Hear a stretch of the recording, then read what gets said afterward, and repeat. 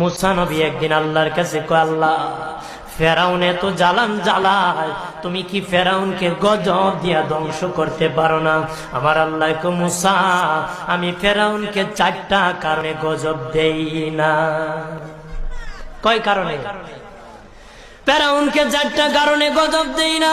1 নম্বর কারণ হলো, রে মুসা, সারাদিন ফেরাউন বলে আমি খোদা, আর রাত যখন হয়ে যায় জঙ্গলে যায় করলাম আমি জানি তুমি খোদা, আমি খোদা না, কিন্তু আমারে মানুষ খোদা কইলে ভালো লাগে, খোদা কইলে ভালো লাগে।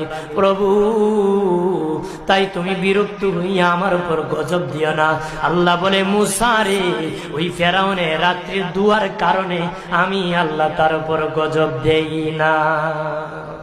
2 নম্বর কারণ হলো, আরে মুসা তোমার মুখে দাড়ি, ফেরাউনের মুখে দাড়ি, তোমার পরনে জুব্বা,